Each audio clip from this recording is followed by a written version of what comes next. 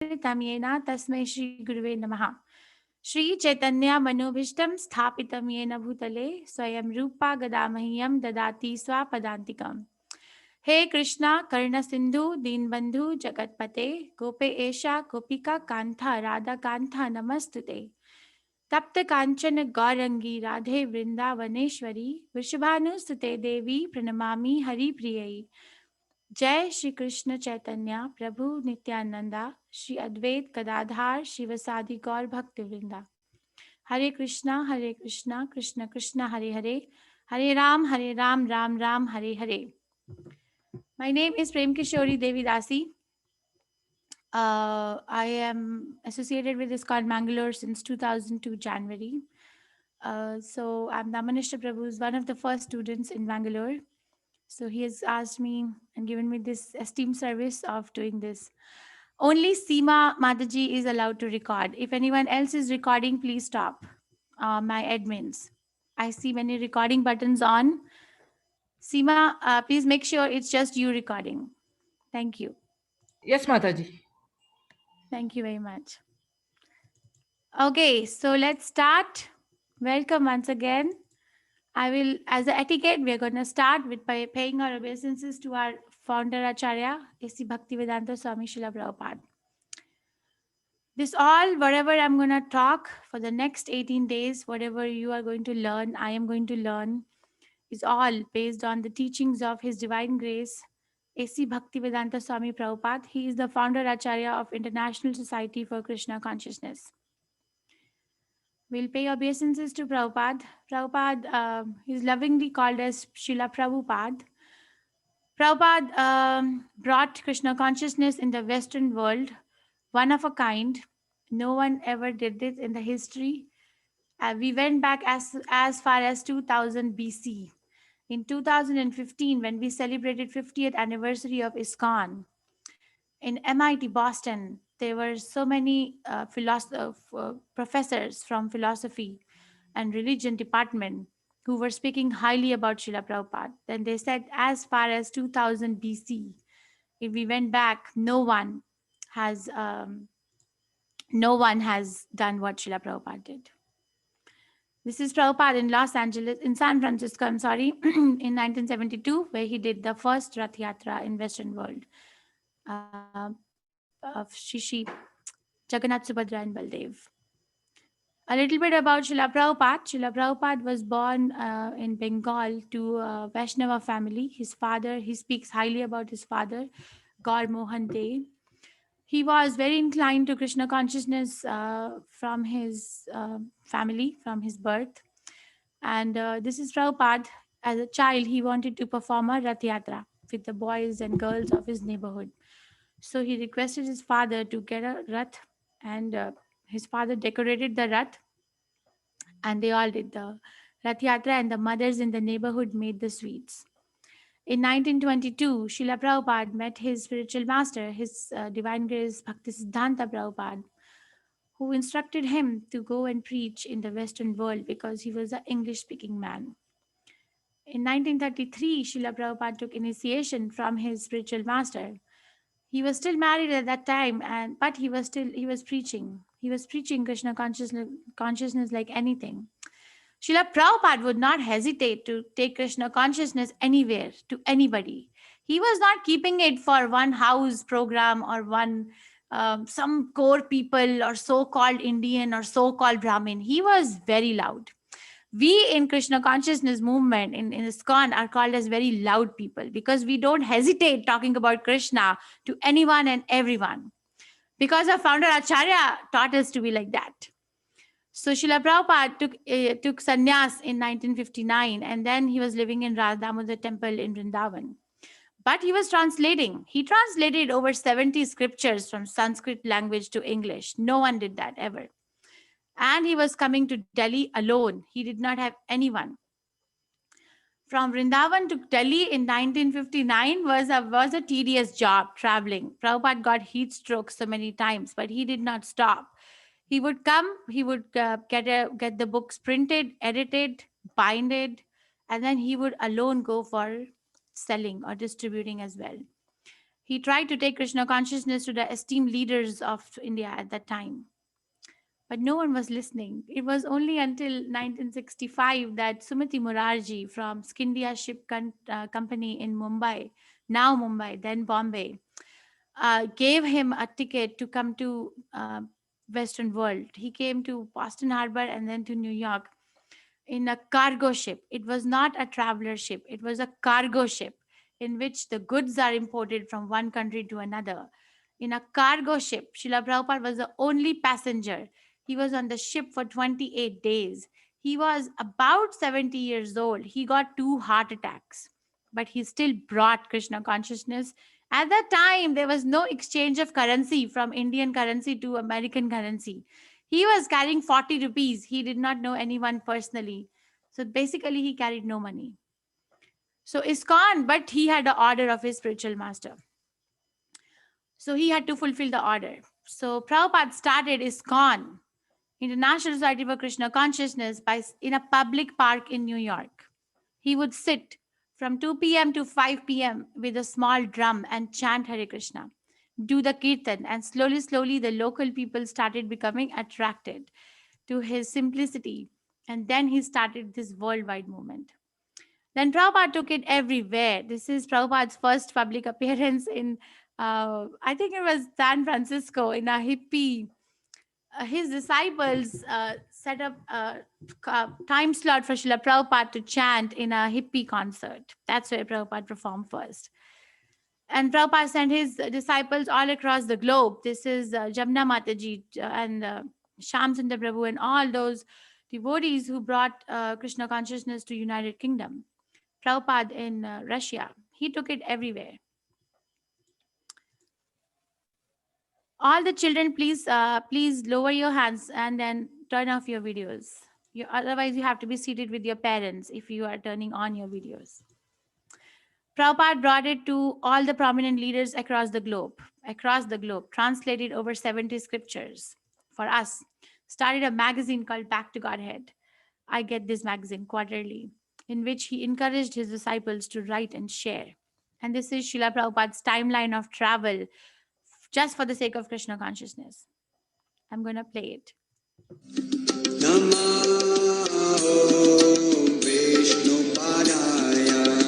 Krishna Prishtaya Bhutale Srimate Bhakti Vedanta Swami Iti Namine Namo Vishnu Padaya Krishna Prishtaya Bhutale Srimate Bhakti Vedanta Swami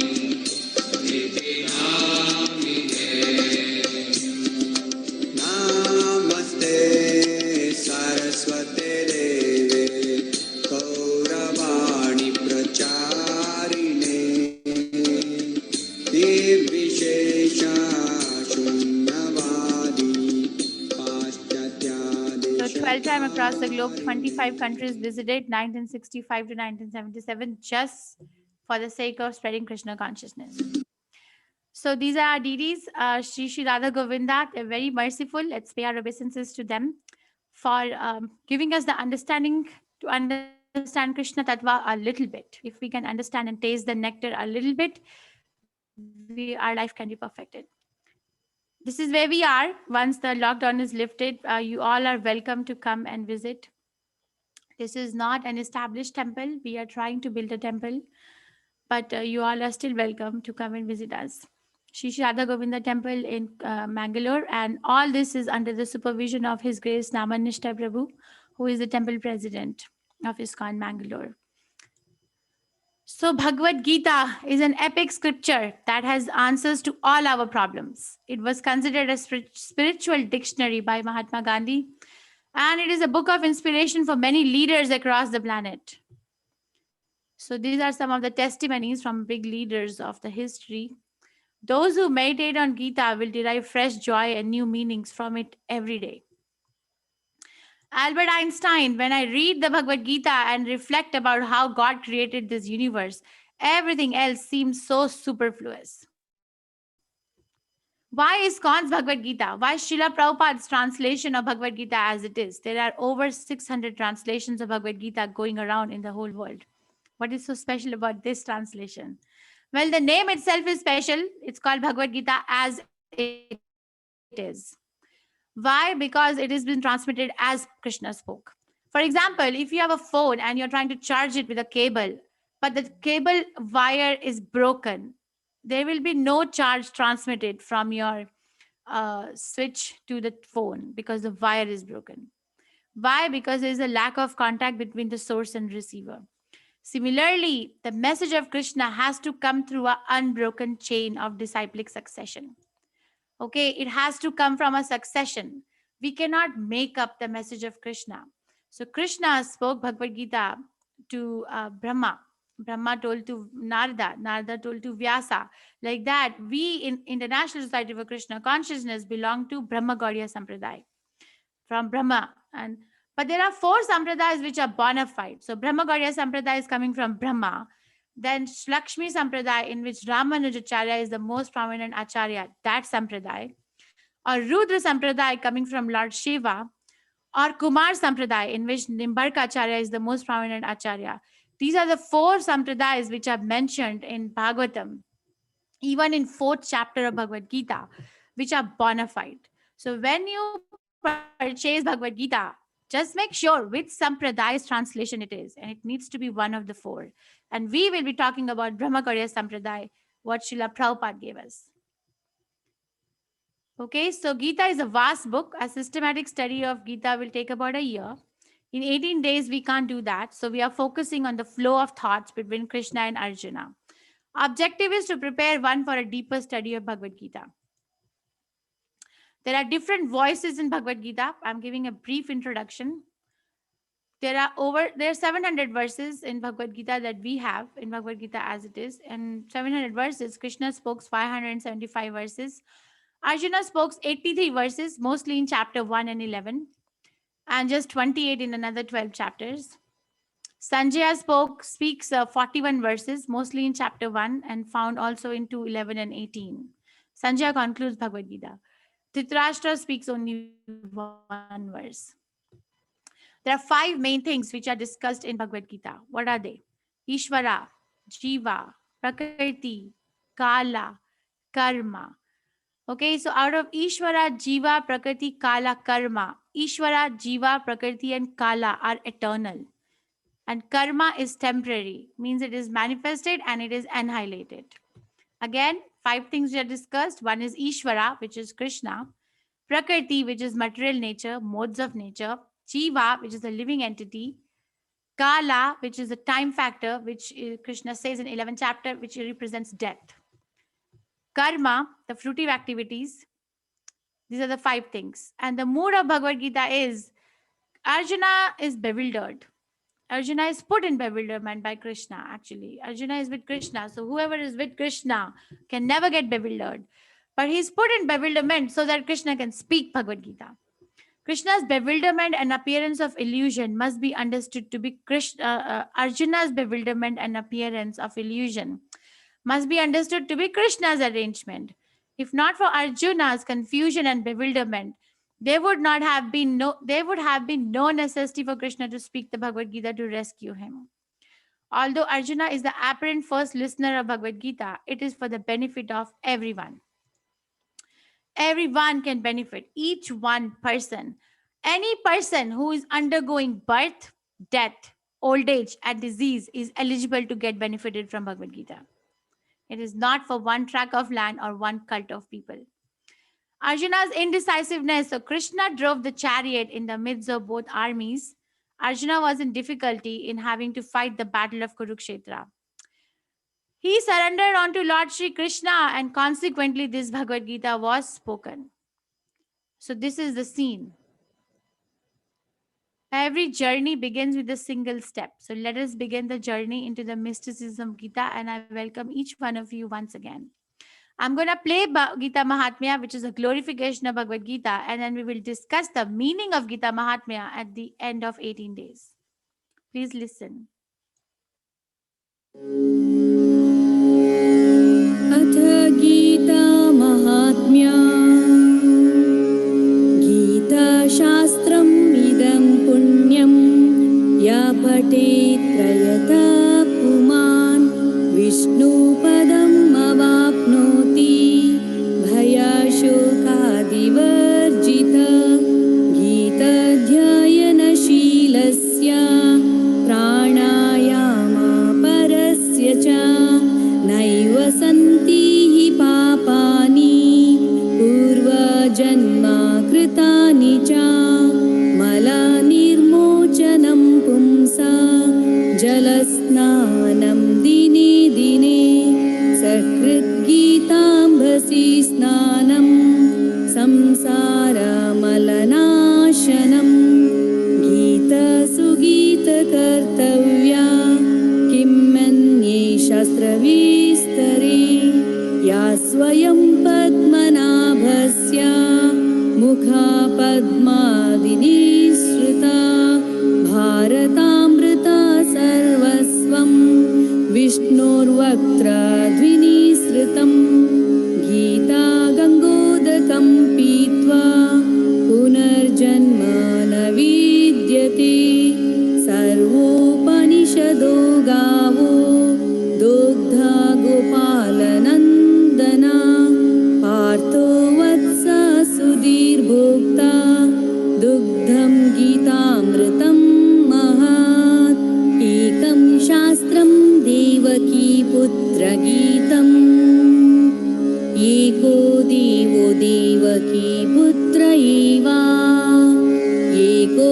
मन्त्रस्तस्य नामानि यानि कर्माप्येकं तस्य देवस्य सेवा.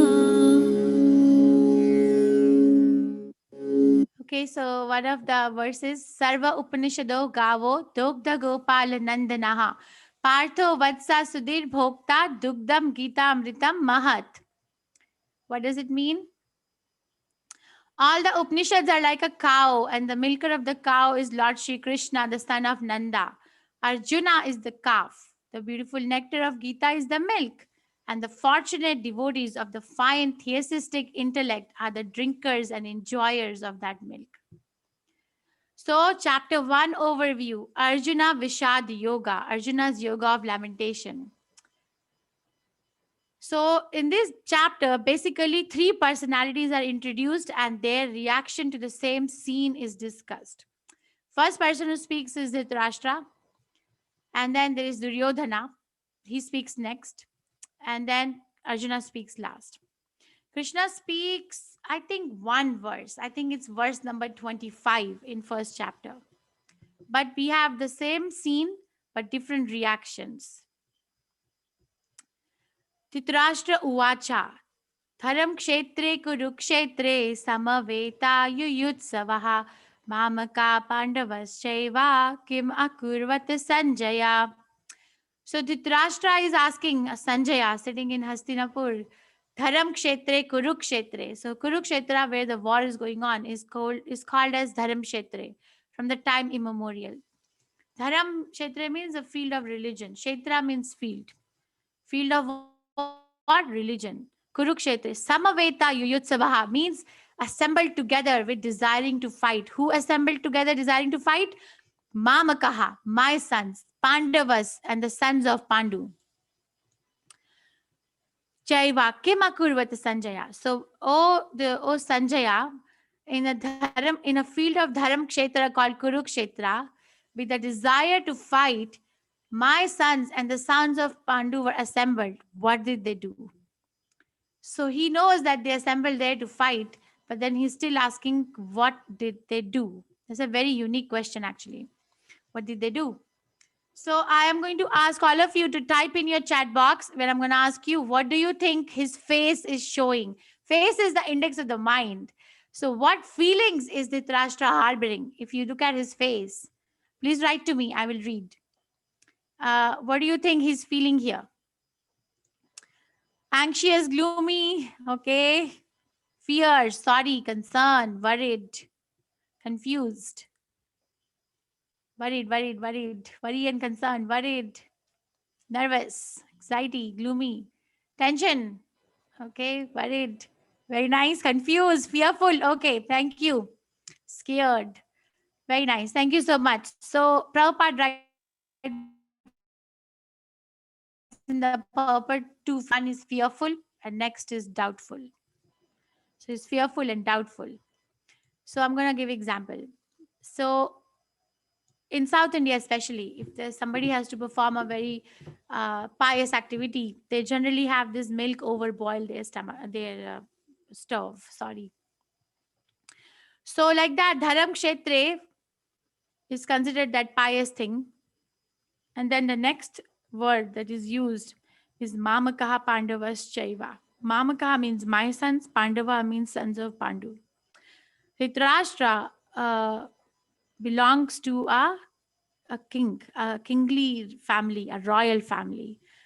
After the death of his younger brother Pandu, he was supposed to take care of his sons as his own sons. Right? They're royals. They can do it. But then he's separating. Like if someone puts a sour lemon in the milk, they can separate the water from the cottage cheese, the paneer. So he's separating my sons and the sons of Pandu, which does not suit his caliber and his position, but he's separating. So that's another key word in this verse. Mamaka Pandava. And then if I give you a plate full of rasagulla, what will you do? What will you do with it? You can write to me in the chat. What will you do if somebody gives you a plate full of rasagulla? Eat, right? Eat it. So, but then he's asking these people have assembled together in a field of war. It's definitely not a shopping complex. Definitely. It's a field of war where the war is going to take place. Crores and crores of people and animals have assembled. But he's asking this question, Kima Kurvat? Kima Kurvat means what did they do? Why is he asking this? What did they do? It's obvious that they have assembled there to fight. Why is he asking what did they do? Because he is doubtful. Why is he doubtful? Because Pandavas are virtuous. When Pandavas are virtuous, then they can think he's thinking that because of presence of Krishna, because of being present on the field of dharma, maybe the hearts of Pandavas and my sons may change. Maybe there will be no fight. But he did not want any compromise. He wanted the fight. That is why he's asking, Kima Kurvat? Even though the scene was so many animals, so many soldiers, so many kings from across the globe have assembled together, facing each other face to face to fight. But the question is, what did they do? It's a very unique question. Prabhupada gives a very nice purport. So please go back and read that. Okay, so this is his reaction. And then comes, who is this personality? You can type to me in the chat box. Who is this personality? This person. This person, who is this person? This person is Duryodhana. Very nice. Thank you very much. So Duryodhana, when he sees the arrangement of military phalanx of the Pandavas, he's shocked. Ayo, why am I telling the feelings? So you will write to me the feelings, okay? What when I'm gonna bring focus on his face. He goes to this person immediately. Who is this person sitting on the sitting here? Who is this person that Duryodhana has come and spoken is speaking to? Who is this? Dronacharya, correct. So, O my teacher, behold the great army of the sons of Pandu, so expertly arranged by your intelligent disciple, the son of Drupada. So, the minute he saw the arrangement of military phalanx by son of Drupada or Drushtadumna, he got shocked. If we focus and zoom in to his feelings, his eyes are like coming out of his socket. Why? Because he's shocked. Because the Pandavas had just come back from the exile. So how come they have so much of potential to arrange such nice military phalanx? So he came to his teacher Dronacharya um and is criticizing him. These are the words of criticism because Drishtadyumna, who arranged the military phalanx for the Pandavas, was also a disciple of Dronacharya. Dronacharya had taught the military skills to Drishtadyumna.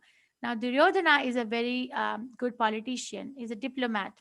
So he is trying to tell Dronacharya that, see, your intelligent disciple, the son of Drupada, who is Drushtadumna, has arranged this military fighting so expertly.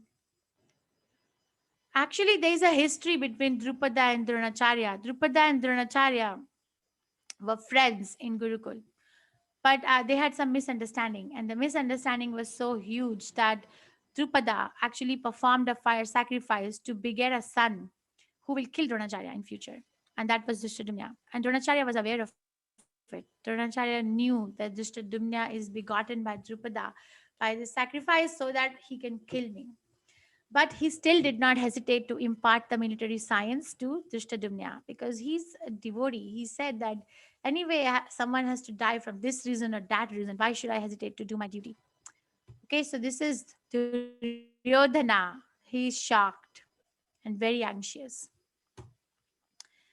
And then we are going to study that what is happening in the middle of first chapter is everyone is blowing their conch shell, and then towards the end is when Arjuna gets bewildered. Saghosho dhritarashtra nam hridyani vradarayet nabhascha prithvim chaiva tumulo abhyanu ardayan. Means there are at least 9 signs in first chapter which indicate that the Pandavas are going to win the war. I will list all the 9 signs, but this Hridyani Vradharayet is one of them. The blowing of these different conch shells became uproarious and thus vibrating both in the sky and on the earth. It shattered the hearts of the sons of Dhritarashtra. So when Pandavas and Krishna blew their conch shell, the word mentioned by Vyasdev is Hridyani Vradharayet, means it shattered the hearts of Dhritarashtra. The sound was so tumultuous and transcendental that their hearts got like, oh, what is going to happen? But this kind of a mention is not there when the Kauravas are blowing their conch shell. So these are the 9 signs we summarized for you. Divine chariot, Arjuna was given this Dharam Kshetra is first, that the war was fought in a pious place, um, which was going to naturally influence the virtuous Pandavas. The chariot was given to Arjuna by Agni Dev. It had the potential to conquer all the 3 worlds. Kapidhwaja, Lord Hanuman came with Arjuna in the form of a flag. So as Lord Hanuman helped the Lord of his heart, Lord Rama, similarly he's going to assist Arjuna to win the battle for Krishna. Shankhanada, the blowing of the conch shells that we just discussed. Gandiva, Pashupa Astra, his Gandiva bow was given to him by Pashupatinath. It was divine. Tyakta Jivita is by Duryodhana. Duryodhana, when he's talking gloriously about his army between verse 3 and 11 in first chapter, he uses this word Tyakta Jivita. Takta Jivita means that all these people who have assembled with me are ready to lay down their lives for me. They're ready. So Tyakta Jivita, he's already saying it, that they are ready to lay down their lives for me. Such words are not spoken by anyone else. Duryodhana is saying, even though he is not aware why is he saying, but ready to lay down their lives for me. This was the day of Mokshada Ekadashi, which was auspicious, the day when Mahabharata began. Bhagya Lakshmi, so wherever Lord Krishna is, his Mother Lakshmi will always come with him, and Mother Lakshmi is the emblem of fortune. Rishikesha, the proprietor of all the senses, Krishna was himself present with Arjuna. So these are the signs which indicate that Arjuna is going to win the war. Now this is Arjuna, Arjuna's reaction to the scene. How does Arjuna look here? You can type to me. What do you think he's feeling? What do you think he's feeling? Yes, sad, worried, distressed, worried, depressed, sad. Very nice. Thank you very much. Yes. So Arjuna, when he tells Krishna, Krishna, Senayor Ubhayor Madhye Ratho Sthapito Me Achyuta. Oh Krishna, oh Achyuta, please bring my chariot in the midst of 2 armies. I wish to see who has assembled here with the intention to fight. So Krishna is the chariot driver for Arjuna. Krishna brings the chariot in the midst of armies. Arjuna looks at the opposite party. And the minute he looks that who is here to fight with him, he feels very sad. He's not worried about the fact that he has to fight against so many people. He's sad because he's soft hearted, because he's compassionate, that he has to fight against his own family. Okay, so he's even, you see, in a picture before, how Arjuna is this is a little later, how Arjuna is, I'm going to show you how Arjuna is like all bedecked up, his arrows, and he has his Gandiva bow, he has his helmet. He looks very put together here, right? And he like looks, he has a very big, like very affirmative body language. But when he sees his family members, then his arrows are falling off, his Gandiva bow has slipped out of his hands, his helmet has gone down from his head, his hair are scattered hither and thither, and he's shedding tears because he only sees misfortune. Arjuna gives 5 reasons to Krishna that I am not going to fight. Out of the 5 reasons, 4 are given in first chapter. Okay, so this is verse number 28. Arjuna says, compassion. Krishna, my family is the object of my compassion. How can I kill them for a tract of land of a kingdom? Okay, this is one reason. Second reason, no enjoyment. In verse number 31 of first chapter, Arjuna says to Krishna that enjoyment is with the family. So even if I win the battle, all the family will be dead and gone. So there will be no enjoyment, Krishna. I'm not going to fight for this. Sin, in verse number 36, he says there that it is sin to even give a verbal argument to an elder of the family. But you are telling me to shoot an arrow on my grandfather Bhishma, on my teacher Dronacharya, so that they can get harmed or killed. It's a sin. Sin will overcome us, Krishna. Family tradition. This is very elaborately described from verse 39 to 45. But he says, when the elders of the family are slain, then the tradition is destroyed. And if the tradition is destroyed, then the whole family becomes corrupted. Our elders teach us what is the tradition of the family, right? So I don't want to be a reason for that Varna Shankara or unwanted population, Krishna. And then indecision, which will be tomorrow in verse number 6, that he says to Krishna, considering all my reasons, even though I know that I am a Kshatriya and it is my prescribed duty to fight, I am still undecided. Even though I know I'm supposed to fight, but I'm now undecided. So there will be the 5th reason. So in summary, what are the reasons? Which one can you relate to in your personal sense? Compassion, no enjoyment, sin, family tradition, destruction of family traditions, or indecision. Okay, so that finishes the overview of first chapter. Overview. So this is the summary of what we did in first chapter. Dhritarashtra's inquiry. Dhritarashtra inquires, Dharm kshetre kurukshetre samaveta yuyutsavaha mamaka pandavascheva kim akurvata sanjaya. So first verse. Then Duryodhana's fear is discussed in verse 2 to 11. Mahatim chamum vyodham. Then blowing of different conch shells is described from both the parties, from verse number 12 to verse number 19. Hridyani vradarayet. Then Arjuna's observation from verse 20 to 27, when he tells Krishna, Sinayor Ubhayor Madhe Ratastapitam me Achyuta. Gandavim Samshate Hastat. So his Gandiva bow is slipping out of his hands. And Arjuna gives reasons for not fighting to Krishna from verse 28 to 46. Apratikaram ashastram. You have access to all these slides on our quiz link, which we will share with you today. So don't worry that you don't have access. Okay, I do want to show Prabhupada's interview after the Los Angeles Rath Yatra in 1972 in BBC. So let's hear Srila Prabhupada of what Krishna consciousness is about. Welcome. Thank you. You founded the Hare Krishna movement some 7 years ago in 1967, did you not? Yes. In a capsule, what is the movement? The movement is to have God consciousness of the human being.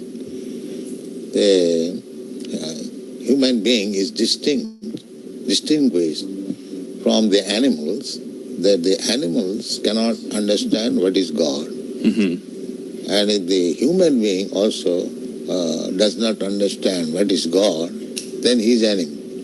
I see. And so your movement is to bring about an understanding of God Yes. among human beings. Yes. And Hare Krishna means what? Hare Krishna means addressing the energy of God.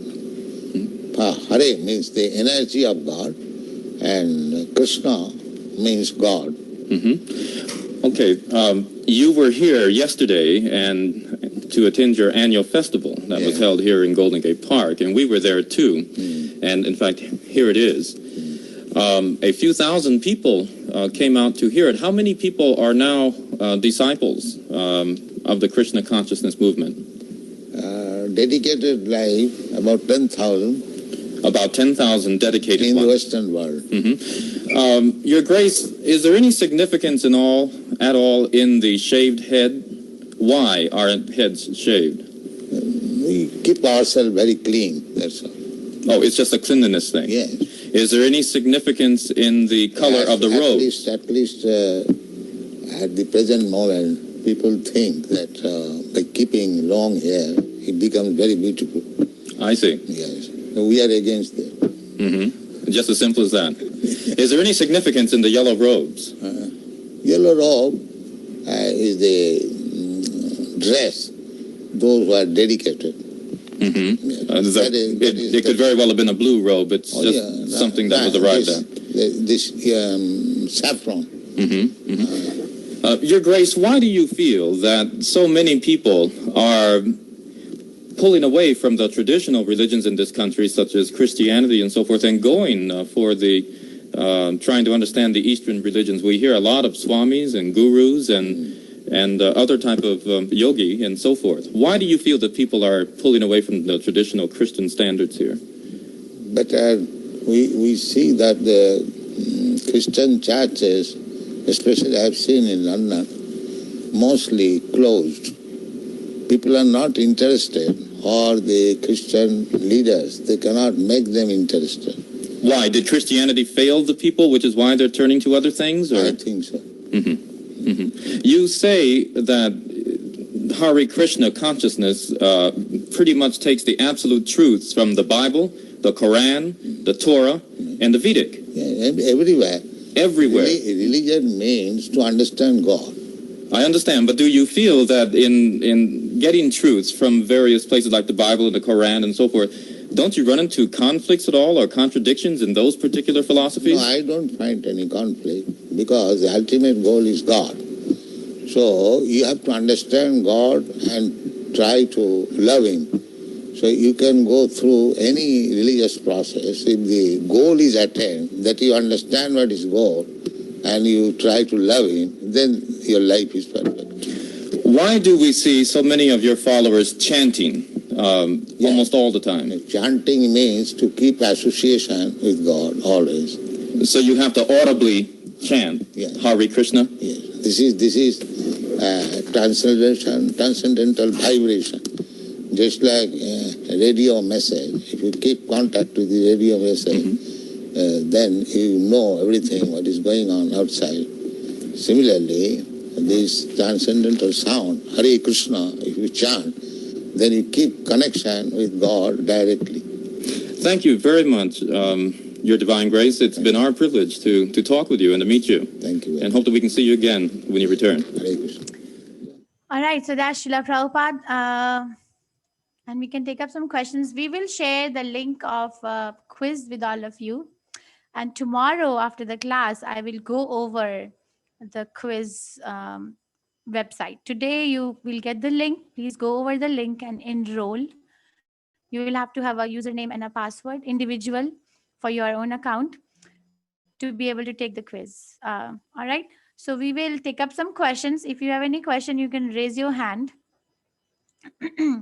But please make sure that your question is related to the topic which we covered today. No questions from Mahabharata or here or there or everywhere. In my experience, I'm doing it. This is my batch 10. On first day, everyone is very excited and the questions are from everywhere. But I will humbly request you to just focus on what we did today, chapter 1, Bhagavad Gita as it is. All right. We will not be sharing the PDF file in WhatsApp. It will be available to you for download in your quiz link when you will do that. Okay. So I will make a breakout room. Mataji, Rupa Mataji, are you able to take one breakout room? Is she here? She's not there. Okay. So we'll see. Arnav, you can unmute yourself. Arnav and then Rachna Mataji. Arnav, you can unmute yourself, and Rachna Mataji, you can also unmute yourself. Yes, ma'am. Yes, Hare Krishna. Hare Krishna. Did you have a question, Arnav? Okay, Rachna Mataji, you can unmute yourself, and then Amrita Sharma Mataji. Hare Krishna, ma'am. Hare Krishna. Mataji, you have a question? Actually, I had the question of the chapter 1 you just told. We get the PDF in the quiz. So that was my Yes, thing. you'll be able to download it. Yes, thank you very much. Thank you. Amrita Sharma Mataji, Hare Krishna, and then my Krishna. lucky shining star. Yes, Hare Krishna Mataji. I have a question. Actually, when you were explaining 9 signs in the verse in chapter 1 only, that showed in advance that the Pandavas are going to win, in that it was clear to me till the Sankhanada, and I couldn't get Gandiva, the bow Arjuna is holding. Was there something significant related Yes, to because he had to fight with Pashupati Nath, So, Lord Shiva. made of Lord Shiva something that- gifted him the Gandiva bow, so it's transcendental. And Tyakta Jivita was Tyakta Jivita means that Duryodhana is telling in the middle of the chapter, I think it's verse number 9 in first chapter, that all these people who have assembled to fight for me are ready to lay down their lives. Tyaktva means laying down and Jivita means life. So that okay. means And they're going to die. I understood that Mokshada Ekadasi was the day when it started. So it was in itself very significant that they are going to win, as it started at on an auspicious day when moksha can be achieved. That is what does it mean? It is auspicious day, yes. Yeah. And Bhagya Lakshmi means the Bhagya Lakshmi was in support of Pandavas already. Lakshmi is the wife of Krishna. So wherever Krishna That's why is, she Mother was in Lakshmi is. favor of Pandavas already, as he was the one who was carrying the chariot of Pandav. Correct. Arjun. Right? And Okay. can you please explain the last one? Which one was the last one? Last one, Ahash. Rishikesha, the proprietor of the senses. Rishikesha is the name of Krishna. Krishna was on side of Pandavas. Okay, thank you, thank you, thank you. Hare Krishna. Okay, thank you. Amrit, my lucky shining star. Yes, Mataji. And then Ravinder Prabhu. Yeah. Namaskar. Well, Hare Prabhu, Krishna. one second. There's one before you. One, my lucky shining star. You're unmuted. You can talk. I am going to tell some sloks. Can you do it at the end? I would like to address the questions first. I have a lot of hands raised. I will come back to you at the end. But ma'am, Thank I you. know only some, ma'am. Only some Okay. I know. Okay, thank you. Yes, Ravinder Prabhu. And then Radha Mataji. Hare Krishna. Hi, Krishna Prabhu. Mataji, Hare Krishna. So somewhere I seem to have learned or read that divine chariot was presented to Arjuna by sun god. Is it sun god or Agni Deva? Agni god. So in Prabhupada writes Agni Dev. Agni Deva? Mhm. I think it is Surya Deva goddess. I think it is the same. So I read about it. The one person asked me this question in many batches. So Surya Dev is a generic name. For example, Prime Minister of India is a title. Okay, but Prime Minister of India has his own name also, right? Okay. Narendra Modi. But his designation is Prime Minister. Like that, the person who's reigning or who's presiding over the sun planet has a generic name called as Surya Dev, but he also has his personal name, which is Agni Dev. It Got it? is so. Okay, right. Thank you, madam. Thank you. Hare Krishna. Radha Mataji. Hare Krishna Mataji. Yes, Hare Krishna. And then Satvik. Hare Krishna. Mataji, you told about Varna Shankara when you were explaining. Can you tell me what is Varna Shankara? Varna Shankara means unwanted population. When Arjuna gives reason for family tradition, destruction of family tradition, please go back and read from verse number 39 of first chapter to verse number 43 in specific. Okay, over there he says that I'm going to kill the elders of the family. When the elders of the family will be killed, then the family tradition will be destroyed. And if the family tradition is destroyed, then the women of the family will not be protected. And then they will become corrupt. When a woman of the family becomes corrupt and is exploited by the society, then she gives rise to unwanted population. Unwanted population is Varna Shankara. Wanted population is Varna Ashrama. Okay, Varna Shankara will come, and then Varna Shankara, unwanted population, will create havoc, and there will not be any success in community or family projects. So he gives these reasons. So Varna Shankara is unwanted population. Thank you, Mataji. Hare Krishna. Okay, Gayatri Mataji and then Dolly Mataji. Gayatri